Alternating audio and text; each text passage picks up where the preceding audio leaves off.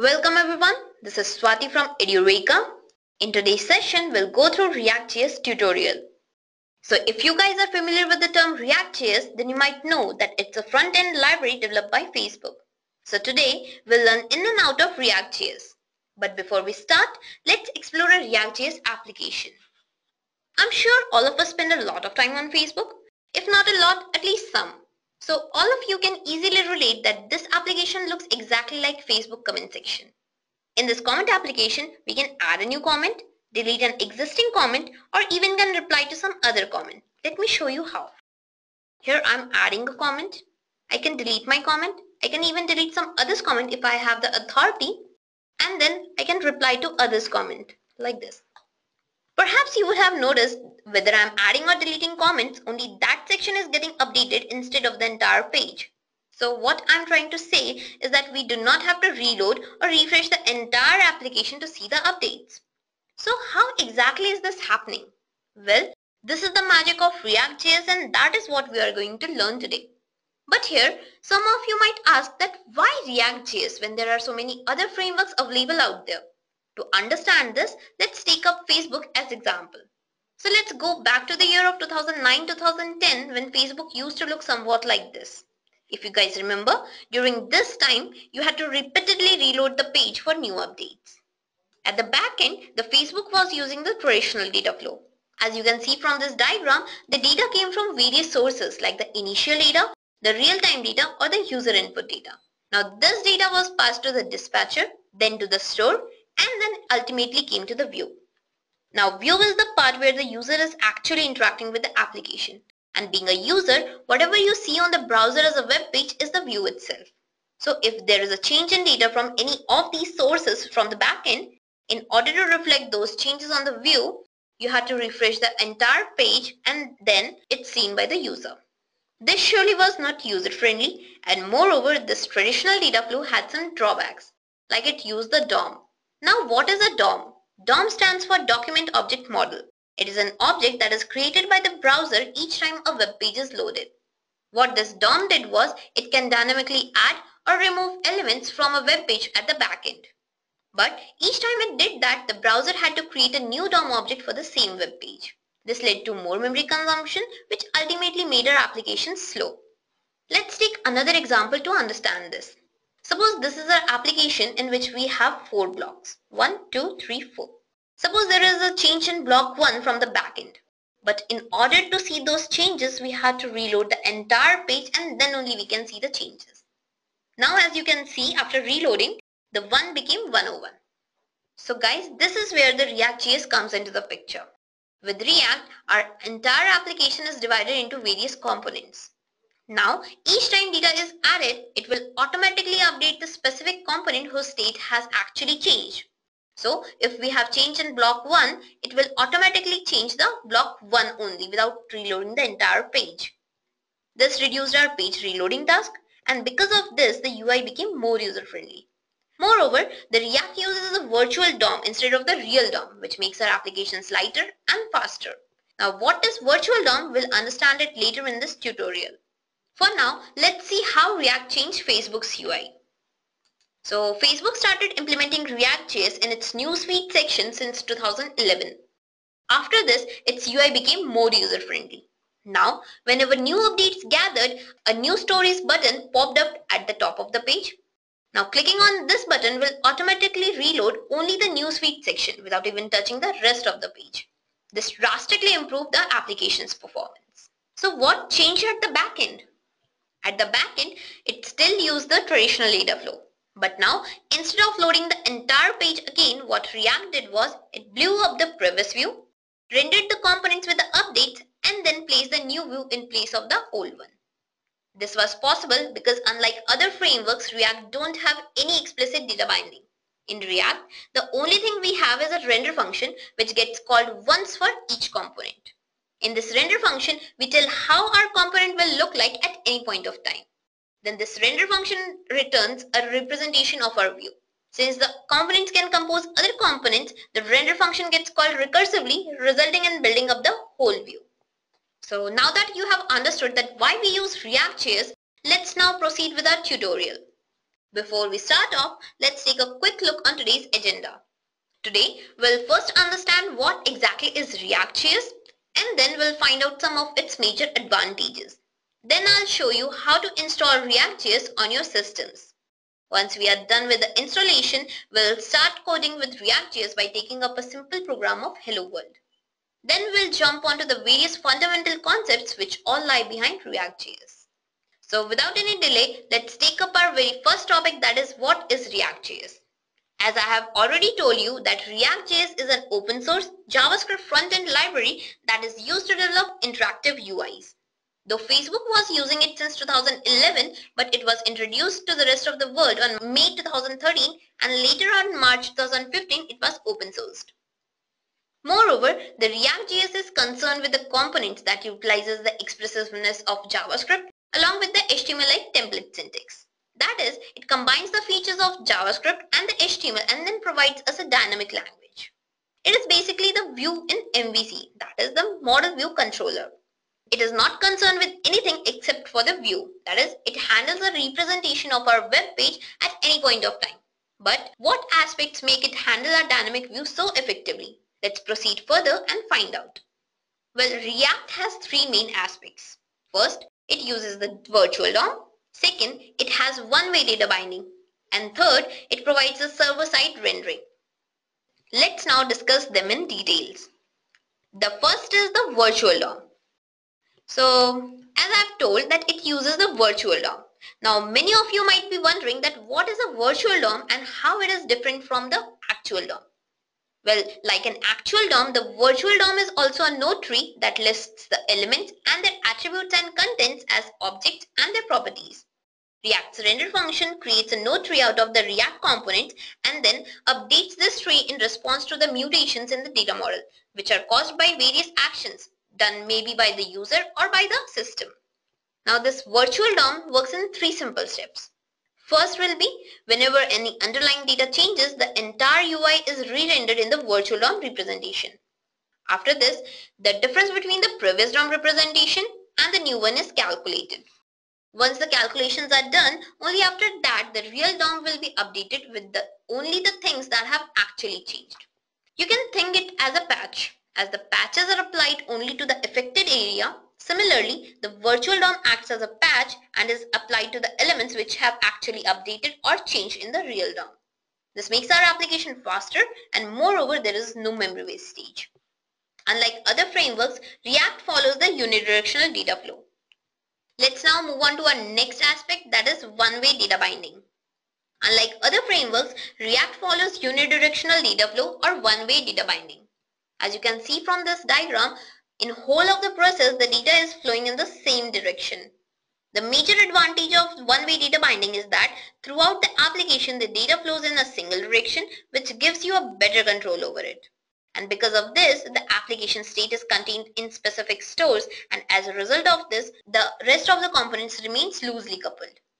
So our third and last aspect is the server-side rendering.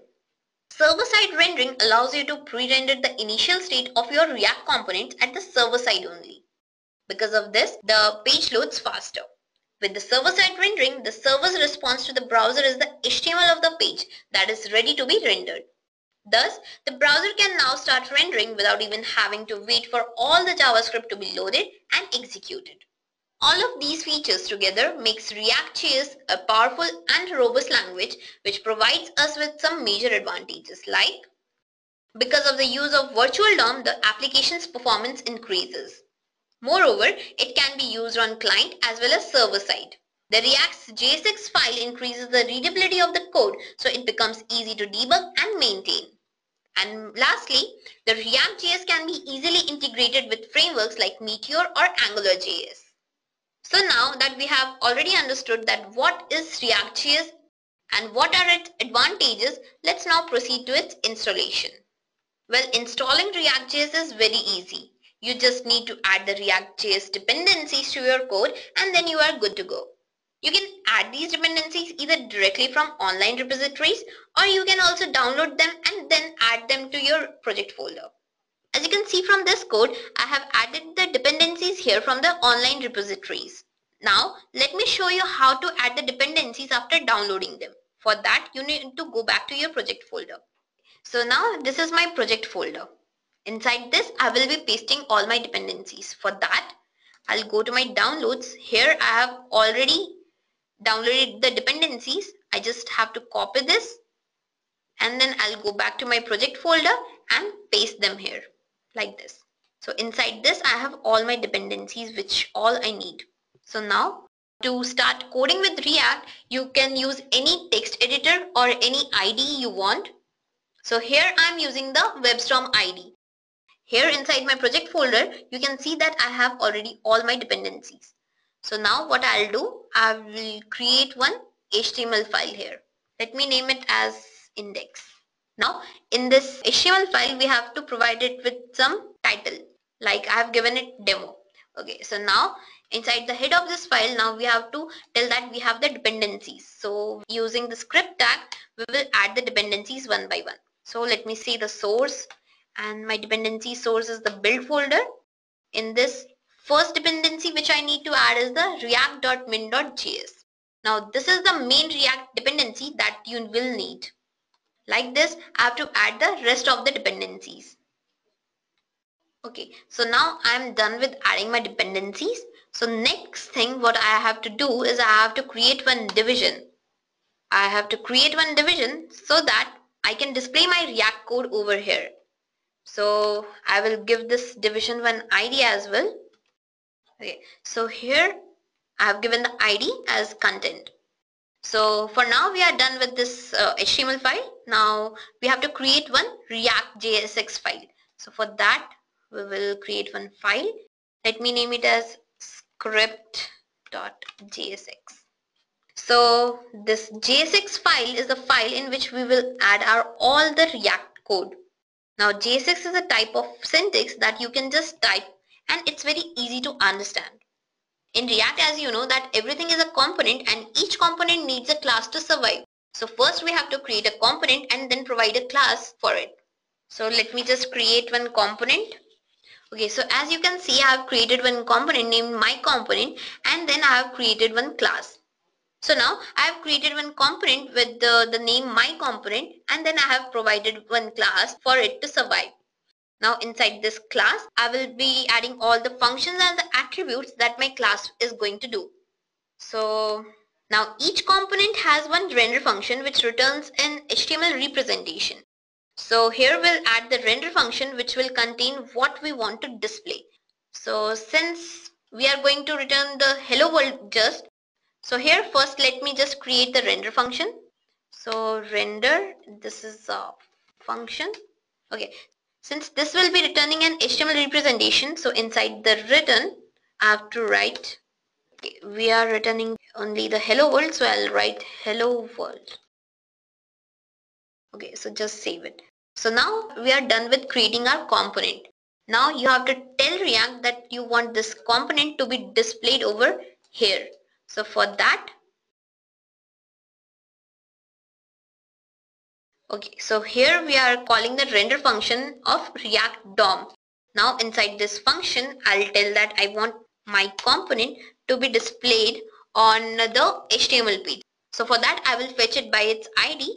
So I'll call document.getElement by ID since we have given the ID and its ID is content.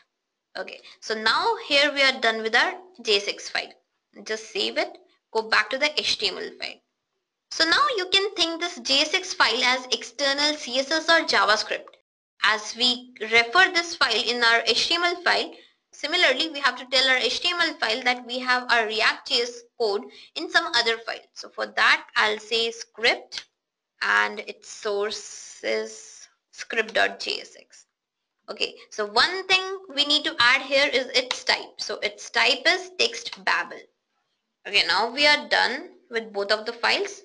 Now what I need to do is just run this file. So now you can see that hello world it's showing. That means we have successfully compiled our program. And this is how the ReactJS is working. So here you will see that I've written the same program here. Okay, and this is my HTML file and then this is what we saw in the output. Since we are done with our first program, let's now find out the various fundamental concepts working behind it. Here, first we'll understand what is a JSX file and how it is used. Then we'll learn about the components and its different forms. After this, we'll find out what are props followed by the states. Then we'll have a quick look on different phases of components lifecycle. Next, we'll learn about the React events and how they are triggered. After this, we'll see what are the references and keys and understand their importance in React. Finally, we'll understand what is React Router and then we'll proceed to a demo. So without wasting any more time, let's take up our very first topic, that is the JSX. So JSX stands for the JavaScript XML. It's an XML HTML-like syntax that is used by React. This syntax extends the ECMAScript so that the XML HTML-like text can coexist with JavaScript React code. This syntax is used by the preprocessors to transform the HTML-like syntax that is found in JavaScript files into standard JavaScript objects. With this file, instead of just embedding the JavaScript into HTML, we can embed the HTML into the JavaScript as well. This makes the HTML code easy and also boosts up the JavaScript's performance. Moreover, it makes our application robust. Let's now see how this JSX can be used. Well, the first is the regular use of JSX, which we already saw in our Hello World program. Next is the JSX nested elements. Now, as you know, in React, the render function can render only one HTML element at a time. So in case you want to render multiple HTML elements, then you need to put them inside the one enclosing tag. Let's see it how. Okay, so let's try and add one more HTML element inside this render function. So here, let me say I have h3. You can see as soon as I add this h3 tag, it's showing that here something is expected. That means it can't compile when error symbol is coming. So that's why we need to include this inside one enclosing tag. So I'll be using div here. So let me say div. Okay, so I'll just cut it from here and paste it. Now inside this tag I can add as many elements as I want. So let me just use h1. You can use any tag you want. So just okay. So now inside this I'll say Edureka. I'll just save it, go to my browser. Okay, here you can see Edureka and Hello World. So this is how we can use multiple HTML elements inside our JSX code. So the next is the specifying attributes. You can always make your code beautiful by adding the attributes to it. Let's see it how. So inside this, what you need to do, you have to create one variable with the CSS element. So here I'll say that I have a variable, let me name it styles, and I'll just say that in this the color will be, okay, let me say the color is red. Okay, so here I will add this styles as a style to my HTML element. So like this style, I'll say it will follow the styles. So now the entire division will be in red. So just save it, go to the browser and reload it. Now you can see everything is in red. You can specify style for a single element as well. So you just, let's just say that we have styles too. And here, let me say the color is yellow. Okay, and I'll say my h1 tag will come in yellow color. So I'll say that it will follow the style too. We just save it, go back to the browser and reload. You can see the Edureka is in yellow color. Okay, so this is how our attributes work. So the next is embedding JavaScript into JSX. As in normal HTML, we embed the JavaScript expressions. Similarly, here also we can add the JavaScript expressions directly into the code. Let me show you. Okay, I'll go to the ID and I'll just say, I'll take one h3 tag and inside I'll say just sum is something. I'll throw in some random numbers over here. So let me just say, save it, go back, and here it will give me the sum. So the sum is 13. So like this, we can use JSX in different forms. Okay, so here we are done with all the uses of JSX. Let's now move to our next topic, that is the component. Since the beginning I'm saying that in React everything is a component. So now let's find out what actually this component is. To understand this, let's again go back to Facebook. As you can see, this is a Facebook page. Now this page is divided into various components. Like this is a component, This is also a component, and again this is also a component. Like this, there are many more components over here. Since in React, everything is a component and each component returns a DOM object, it results in splitting up the entire UI into various independent and reusable pieces. To understand this better, imagine the entire UI as a tree. Here, the starting component becomes the root and each of the independent pieces becomes the branches, and which are further divided into sub-branches. Now, this pattern keeps our UI organized, and moreover, it allows the data and state changes to logically flow from the root to the branches and then to the sub-branches. Moreover, the component can always refer to other components. Let's see how this is happening. Okay, so here I have one component named my component. So let me just create few more components over here. For this, again, I'll use the variable and let me name it as header. So here I'll call the react.create class. So inside this, again, I'll create one render function. Now what I want, that this render function should return me just one HTML representation to show that this is my separate component. So therefore I'll just simply write return, and I'll put one h2 tag over here, and I'll say that this is header component. Okay, like this. So I'll create one more component like this. So for that I'll just copy this and I'll paste it up here, and I'll change its name to footer. Okay, and here it will say this is footer component. So now how I can refer these components from my component? For that I just need to go inside the enclosing tag, and here I'll just say header, and moreover again I can just say footer like this. Save it, go back to your browser and reload. So this is how our components work. We can call one component from other component as we have seen. Okay, I hope this thing is clear to you. Now let's go further in our PPT. Okay, so here a valid React component can always accept a single object argument and then produce a React element. Now these are called the functional elements, as they are literally the JavaScript functions, as you can see. So here we are calling one handle click function. Now whenever this function is called, it will always return us one HTML representation. So that's why these are called the functional elements. On addition to this, we can simply define a component through JavaScript. As you can see, here we are creating one function which is named prop demo. It is accepting one props and then it is returning one HTML representation. So this is how the components work. Moving further in this, the components in ReactJS can be in two forms, the stateful and stateless components. The stateful components are those components which remembers everything it does, whereas the stateless components are those components which doesn't remember anything it does. So let's now discuss these components in detail. So first we have the stateful component. These are the core components which store information about this component state in the memory. Now these components can change the states as well. They contain the knowledge of the past, current and future possible changes in state of the component. In case there is a change in state, they will always receive the information from the stateless components. Thus, these components are called the smart or active components. Next, we have the stateless components. These are the stateless components which always calculates the internal state of a component. They can never change the state.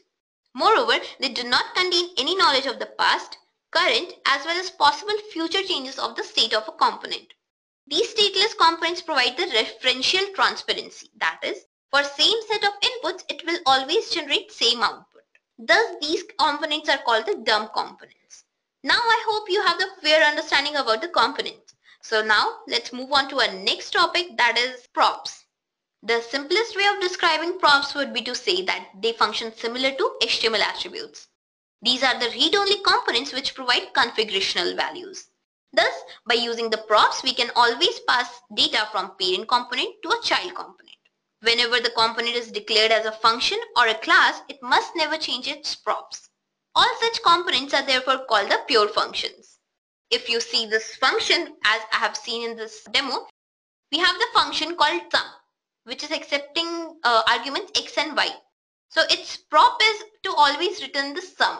So whenever this function is called, it will never change its prop. In React, the only rule we have and that we must follow is all React components must act like pure functions with respect to their props. So let's find out how it's happening with the help of practical demo. Okay, so now here what I'll do, I'll use the header and here I'll provide the prop. But before that, inside this header, since we have to provide information from the parent to the child, let me say that my component is the parent component and header is the child component. So from here I'll say that header has a name. Let me say Alex. Okay. Now what I'll do, I'll just copy and provide one more header prop. So I'll just change its name to, I'll say Max. Okay. So now how we can provide this information to child component? For that, what we need to do here is, I'll just use one h3 tag and inside this I'll refer my component. So here I'll say this dot props dot, since I've given the name, so I'll say name here. Okay, here we have to create one division as well. Okay, so what I'm doing here is that I'm passing one name from my component, from here, from my component to the header component, which is just printing out the representation. So this is how the props work. Whatever you give as input, it will always display the same out. So let's just save this, go back to the browser and reload. So here you can see Alex and Max. It's print. So each time the header component is referred, it will print this element. I hope you are clear with the props. Let's now move to our next topic, that is states. So what is a state and how state can be assigned? Here in React, the states are the heart, or we can say the core of React components. Though most of the components simply take in props and render them, but they can also provide states. These states are used to store information or data about the components, which can change over time because of user or system events. You can say that they determine the component's rendering and behavior, and therefore the state must be kept as simple as possible. Using the states, it leads to a dynamic and an interactive components which adjust themselves according to the changes. So let's now see how the states can be assigned with the help of the demo. Okay, so since we have already used the props, I'll use this footer to show the state. Now to access a state, first we need to assign one initial state to the component because by default its state will be set to null. So for that, I'll call one function. It's called getInitialState. And see, inside this class I have two functions, so I need to separate them. So I'll put one comma over here. Inside footer, I'll say I have user, and let me set its initial state to, I'll say Edureka. So it's the user initial state is Edureka. So now whenever we call this user, it will always display the Edureka. Now how can we refer to this? For this, what we need to do is, okay, now I'll add one div over here. You just cut this from here and paste it. And now here I'll say I have one h1 tag, and here I'll refer to the state. So to refer to the current state, what you need to call is this dot state, and our element name is user, so here you will say user, like this. Save it, go back to the browser and reload it. See, so our user is Edureka. To make it more clear, let's go back to the, and here I'll say user is Edureka. Moreover, you can put any number of elements you want. Let me just say I have one ID also whose default state is 101. I'll save it, and inside this I'll say, okay, here I'll use one break, and then I'll say ID is, and again I'll refer this thing with the this dot state dot ID. So now again go back to the browser and reload it. So here you can see user is Edureka and ID is 101. So this is how we set the initial state. But as I have told you that we can change the state as well. So let me just say that after some time, these two elements change their state. So in order to do that, what we have to do is we need to call one other function which will automatically change its state after, let's say after 2 seconds, it will change the state. So I'll call the set timeout function and it will automatically after 2 seconds, let me say that 2 seconds, it will change the state. So I'll write 2 seconds and after 2 seconds it will call one function. So let me write that function as well. Okay, so now inside this function I'll call this dot set state inside set state. So inside this state function, what I'll say that my username should change from Edureka to, let me say, Swati, and my ID should change from 101 to, let me say, 303. Okay, so let's now just save it, go back to the browser and reload this. So now you can see the user is Edureka and ID is Swati. Okay, let me just go back and I will increase its time to, let me change it after 5 seconds. So here, okay, so let's now see. So here the user is Edureka and ID is Swati, but after 5 seconds it will automatically update to Swati and 303. So this is how the React works. It will automatically update the DOM manipulations for us, and because of this the applications become extremely fast. So this state is mainly used if the component has some internal value and moreover which doesn't affect any other component. Then only we can use the states.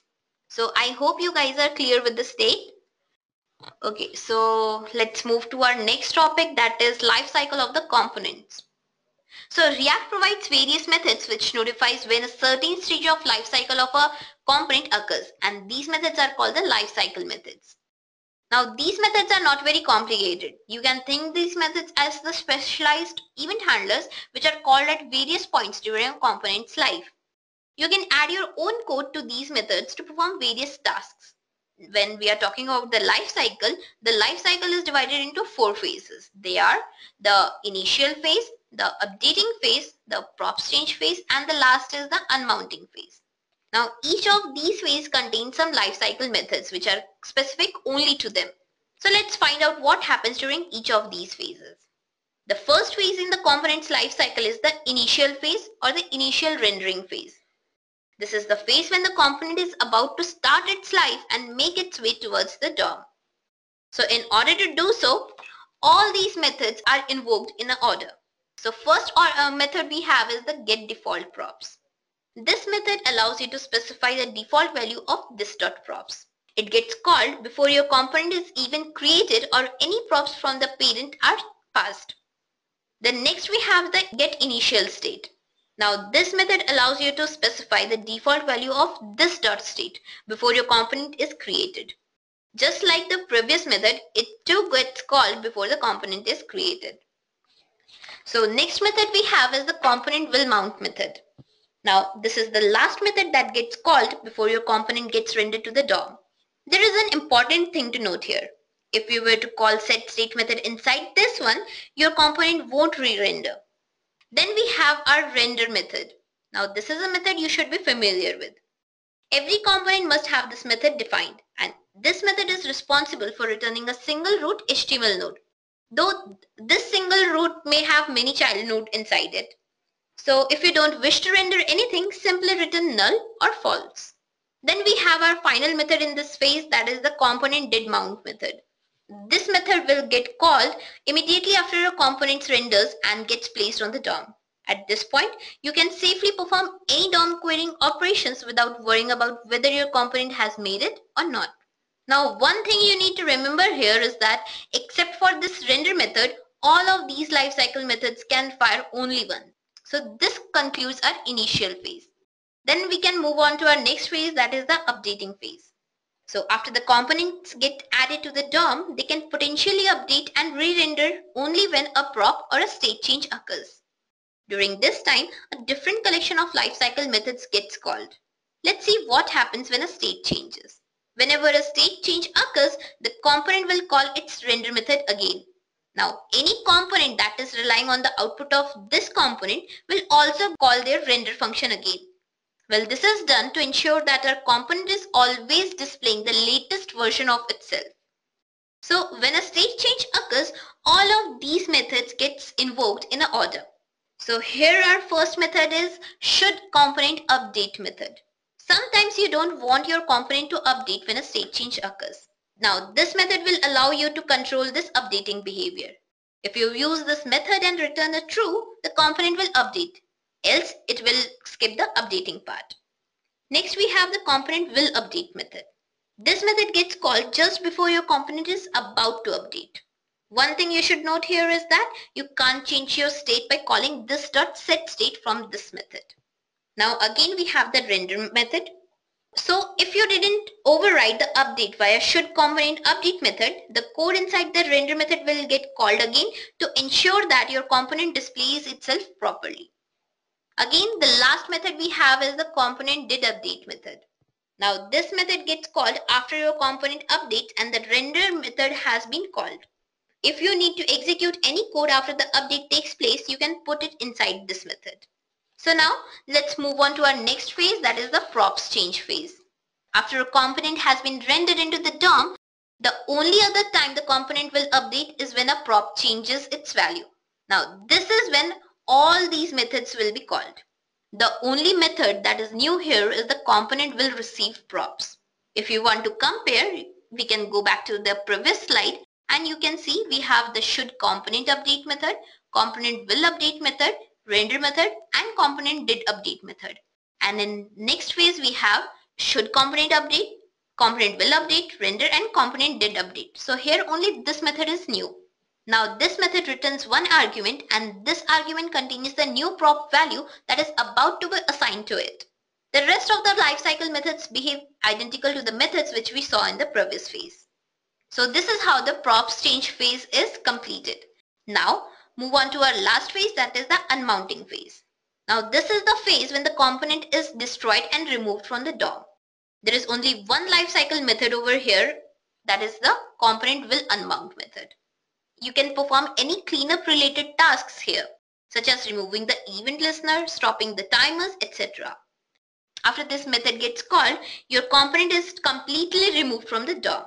So here we are done with all the phases of the component's lifecycle along with their methods. So now let's move on to our next topic, that is the events.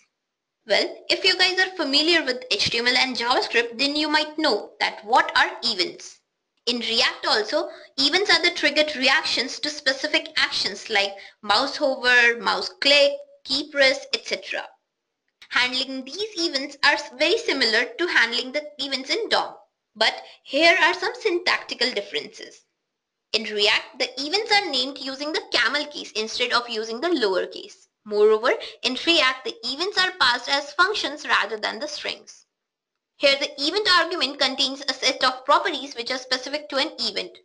What I'm trying to say is that each event type contains its own properties and behavior which can be accessed only via its event handler. Moreover, in other UIs, one event handler is assigned for each event, which leads to more memory consumption and also makes our work tedious. But in React, the event handler is not attached to the DOM elements directly. Rather, it only uses the root event handler which is responsible for listening to all the events and then calls the appropriate event handler as per need. Let's now see how the event is created and triggered practically. So to make you understand, I'll be using one demo code here. Let me show you how it will be looking. So I'll show you how the events work by the help of this example. Here I have one bulb now and one button with me. So clicking on this button will turn on the bulb and again when we click it will turn off. So let's see how this is happening. For this, let's go back to our code. Okay, so now what I'll do, I'll leave this file like this and I'll create one more JSX file. So here I'll say event script.jsx. Okay, so now inside this file, what I'll do, I'll create one variable and let me just say its name as bulb. Okay, so again we'll call react dot create class, and inside this will first we have to mention our render function. Okay, now inside this render function I'll say that I have one image and just close it, and I'll say that it's coming from some source. I'll name that source later. Then we have one button over here. Okay, so I forgot to put it inside the division. So here div, just cut it and paste it over here. Okay, so it's fine now. And now I'll add one button over here. Okay, here I'll say that this button, on clicking this button, something happens. So what will happen, I'll write it later. For now, let me just name it as click me. Okay, so here we have one button, clicking on which it will do something, and here is one image which will be shown. Okay, so here we are done with the render function. Since we want on our HTML page, we want one button plus one bulb. So here we have described both of the things. Now we have to set one initial state for our bulb status. So let me say get initial state, and this is a function, and since inside this bulbs class we have two functions, we have to again separate these, and inside this we will say that okay, let's return the status. Let me set the status first. So I'll say the bulb status is, by default it's false. So now inside this I have to add two images as well, because on the page we are displaying the images. For that I'll go to my downloads. Okay, here I have already downloaded two images. I'll copy them, come back to my project, and here I'll say that I need one directory and I'll name it as image. So now inside this I'll just paste them. Now here you can see I have both 1 and 2 image. So this is the initial state, but now we want that on clicking this button, something should happen. So let us create one function to tell what exactly will happen on clicking the button. So for that I'll say that we have one function named switch. So this is a function, again separate it. So now this function will change the status from false to true and true to false. Because we want on each click the status should change. So here what I'll say is this dot set state. Okay, inside this I'll say that my status should change. So for that I'll say status should always change from whatever the current state is. So for that, this dot state dot status, and we want each time the state to change. So for that I'll say not. So whatever the current state is it will always change it to the opposite one. So if it is true, it will change it to false, and if it's false, it will change it to true. Now we have to provide the source. For this, what I need to do is inside this render function. Okay, so here we have to put this code inside the return, which I forgot. Okay, return, since return, it will return as the HTML representation, you must remember this thing. Okay, so now inside this one, what I'll do, I'll say I have one variable and I'll say disp bulb, means display bulb. So which bulb will it display? So here I will put the sources along with a conditional operator. Whatever the condition is, according to that it will display the bulb. So I'll say this dot state dot status. If this returns a false, it will show the image 1, and if it is true, it will return the image 2. So for that I'll give the path of the image, that is image2.png. So this is the folder where my image is, and this is the name of my file. Versus when my condition is false, it will show image slash first image, that is image slash png. Okay, Just save it. Okay, so like this is, we are changing the image over here. So here I'll say that image source is display. So depending on the condition, it will automatically retrieve the image. Okay, here we are done. So here what is happening, depending on the condition, the image will change. But now we have to tell it also that on clicking the button, you have to do this thing. So for that, here I'll say that this dot switch, that whenever I click on my button, then switch function should be called. So for that, I have written this dot switch. Here we'll call the React DOM dot render. Okay, and inside this I'll say that grab this bulb component and display it over the HTML page whose ID is content. So here we are done. So save this, go back to the HTML file and tell it that our JSX file is now eventscript.jsx. So just save this now and run it. Now you can see we have a bulb along with a button. Now clicking on this will turn this on, and again if we click, it will again turn off. So this is how the events are created in React. So now I hope that you can create your own events. So let's take up our next topic, that is refs. Ref stands for the references. Now in React, a parent component can interact with its child components only through props. So if you want to modify the child, you need to re-render it with the new props. This is the typical data flow. So in case you want to modify the child without following the typical flow, what you need to do is make the child an instance of the React component or the DOM element. In such cases only you can use a reference. Now the ref attribute makes it possible to store a reference to a particular React element or a component returned by its component's render function. Now this can be valuable when you need to reference it from within another component render function. As you can see here, one of my render function is returning one reference which is then used by another component's render function. So let's now see how this works practically. So here I'll go back to my code. Here what I'll do, I'll create one more script file because I don't want to confuse you guys with all these stuff.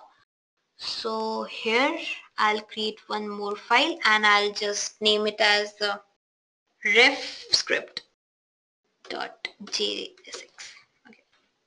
So what I'll do here, I'll create one variable. Let me name it as a ref component. And again, I have to create one class. For this, I'll call React.create class. Okay, so inside this, I'll be putting my functions. So here, first of all, I have to create one render function. So this render function will always return me something. Okay, so here let me create one division first. So what here I'll do, I'll create one input text box along with a button. So inside this text box you have to type your name, which I'll take and display it back to the web page. So how we can do it with help of reference, we'll see. So first let me say that I'll use one h2 tag here and I'll say the name. So here inside this I'll create one input element. Okay, so its type will be text only, and next I'll create one button for this.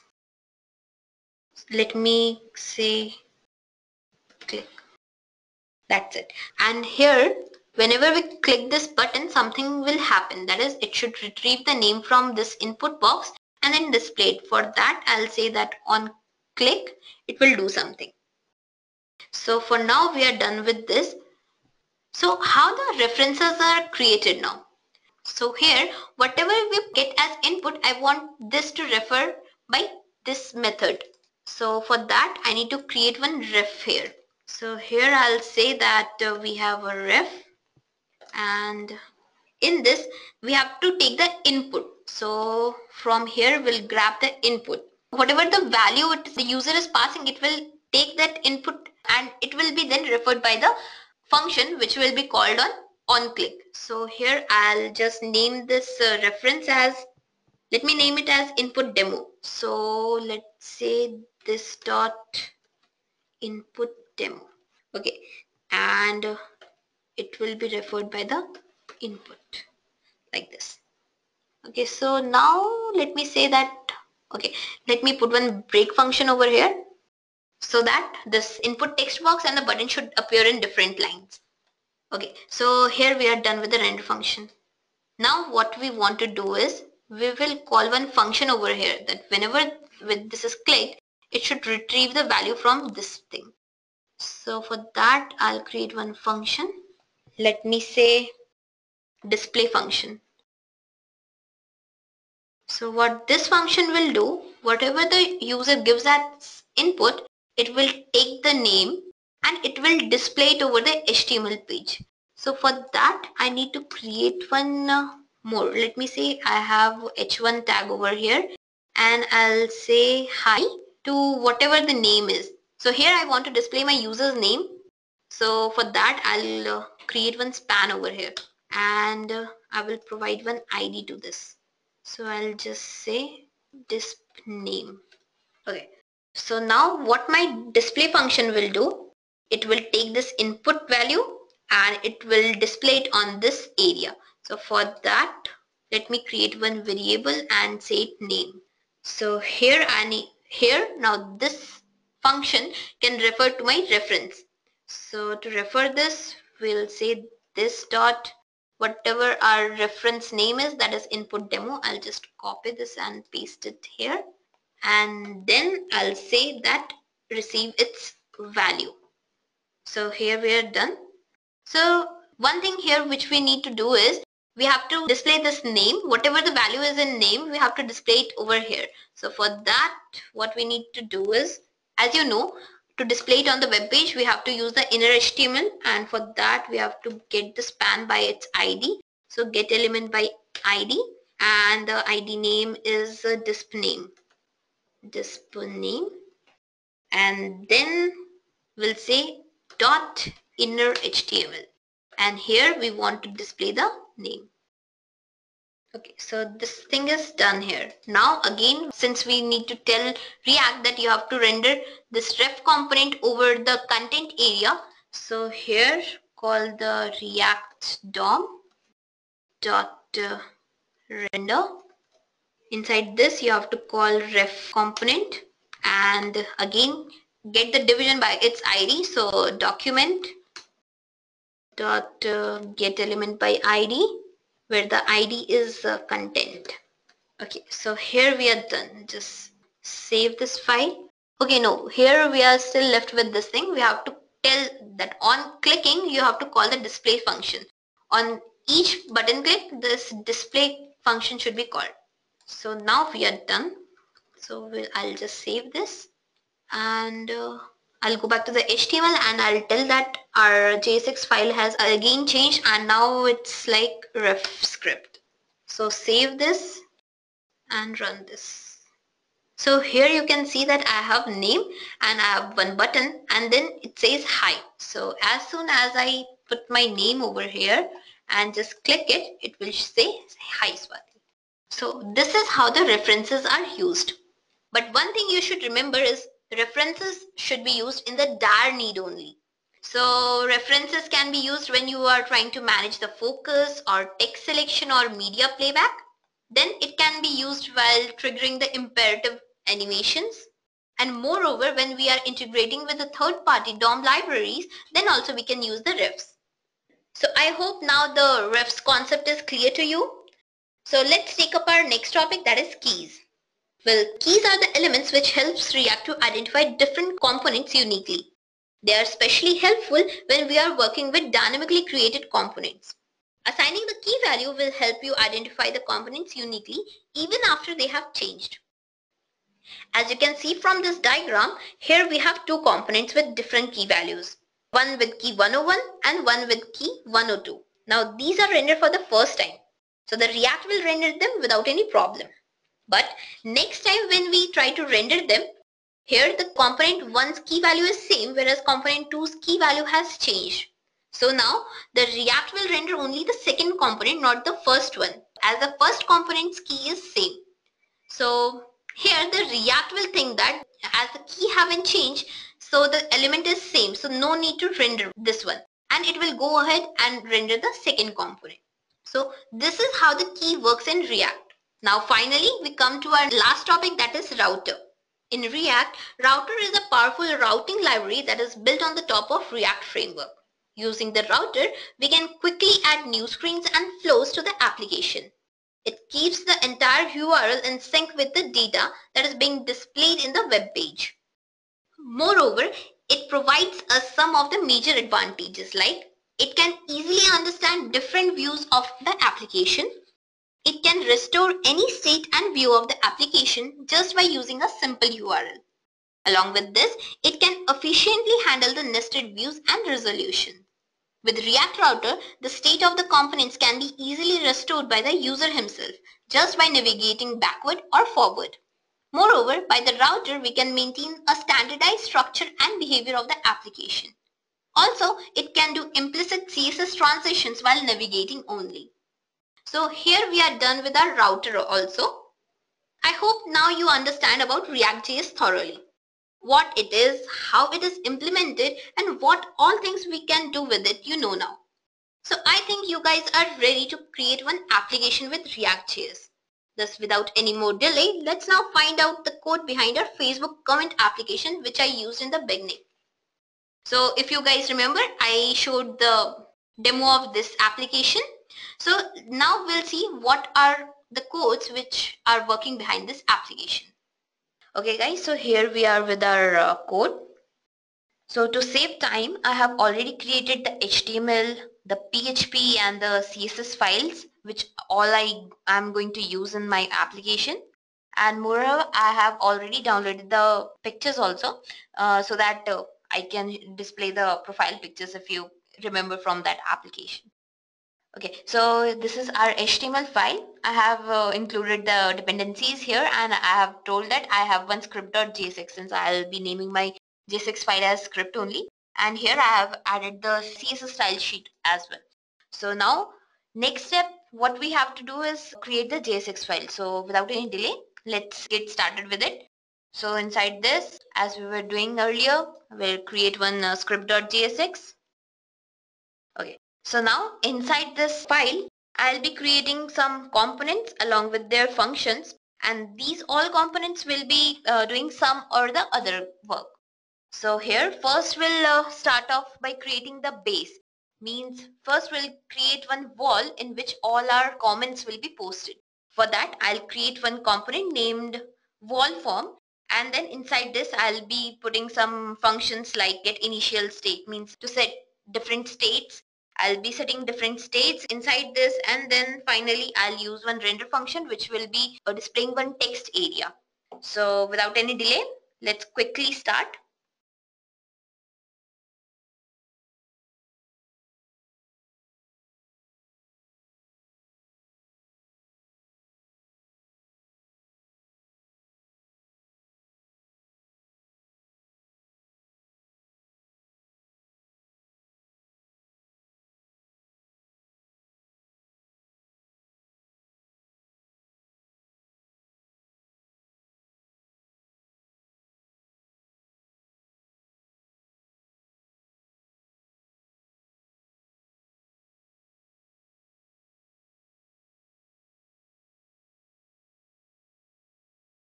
Okay, so here we are done with our first component. Now let's move on and create one another component, and let me just name it as where comment form. So now what this comment is doing, that it will accept all the new comments and it will at the back end process them and integrate them with this wall.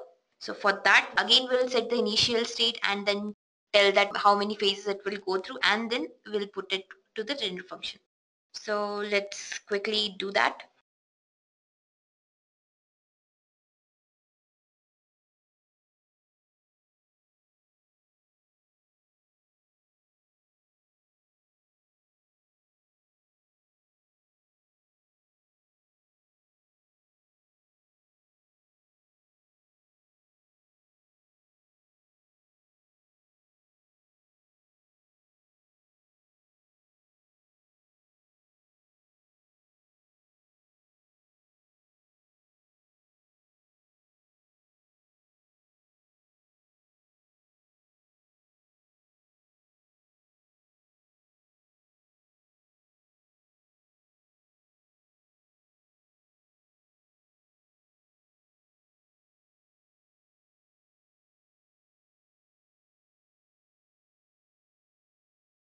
Okay, so we are done with our second component as well. Now let's move on to our third component, that is where, let me say, comment grid. Okay, so now this component will be taking the comments and then it will link them to a particular user. I have specified 4 users in my PHP files. Now, whichever the user will add the comment, it will take the comment and it will just integrate with it at the backend. So for that, what we have to do is again create the class and put some initial state and then give a render function to it and just add some methods in order to integrate them. So let's proceed.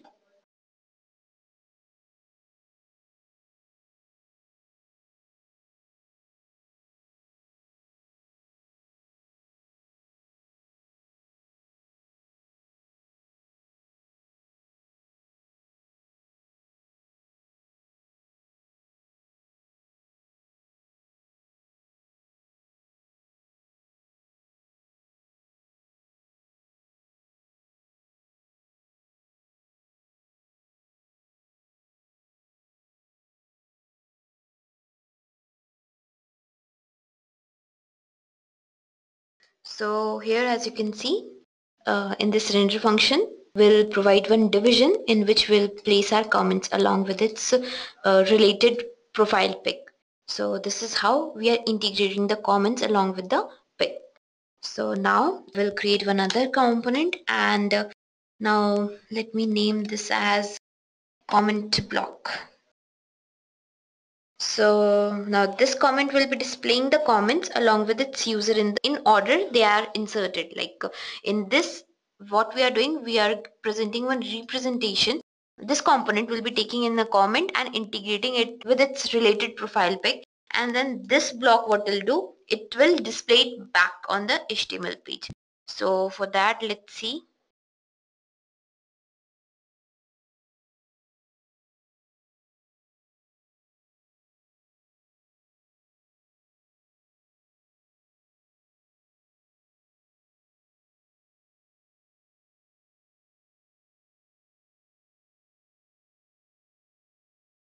So now we are done with our comment block. So since this component is done, after this we'll create one more component and what this component will be doing is it will be responsible for updating our comment wall. Like whenever a comment is deleted or any comment is added, at that time this component will get activated. Since we are updating the wall on this, so let me just name it as wall update. Okay, so I hope you can understand what's going on. So let's just quickly create this component and see.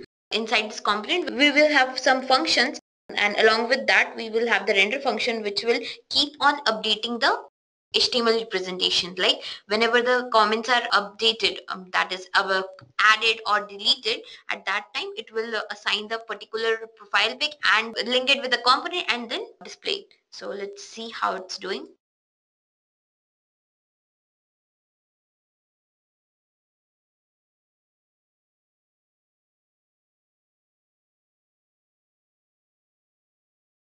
Okay, so here we are done with our update wall updates and then okay, so here we'll create one more component, that is wall feed, and now this component will be responsible for maintaining all the comments on the wall.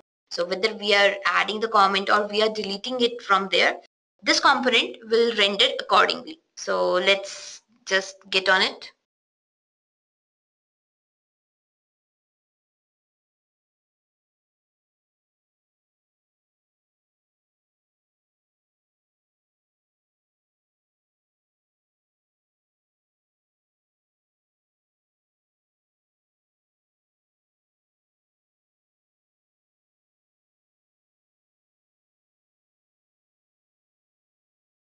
Okay, so finally we'll create one final component. So this will be the component which will be triggering the render function.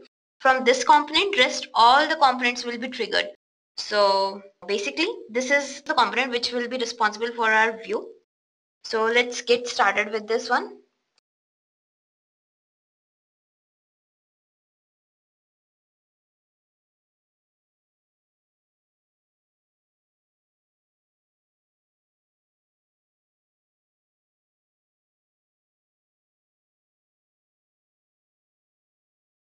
Okay, so this is our final and main component. So here we'll tell React that first you have to render this wall container. Then this wall container will call the wall feed. Okay, so this is our wall feed component. Now this wall feed will in return then it will call wall form and wall updates. Like this internally one component will call another component and this will build up our whole view. So let's just quickly render this wall container. So for this we have to call the React DOM dot render, and now inside this we'll tell that you need to render the wall container and you have to put it in the place of container. So here we'll see document dot get element by id, and let me just cross check the id. So id is container, just copy this one and go back and paste. Finally, we are done with our whole of the ReactJS code. So there is no errors are there, I hope. Yeah, okay. So here I'm on my browser. So what I'll do, I'll just say localhost. Okay, localhost 8081 and my application is ReactJS. So okay, so you can see that my application is up and running. So let's just test it out whether it's working or not. So I'll say hi. Yeah, it's accepting the comments. I can delete my comment and let me try replying. So I'll say hello. So as you can see, our application is perfectly working. So I hope I was able to make it clear how it's working, how the codes are working. So now I'll conclude this tutorial here. Thanks for watching, and if you have any doubts or queries, you can comment in the below section. Thank you. Have a nice day. I hope you enjoyed listening to this video. Please be kind enough to like it, and you can comment any of your doubts and queries and we will reply to them at the earliest. Do look out for more videos in our playlist and subscribe to our Edureka channel to learn more. Happy learning!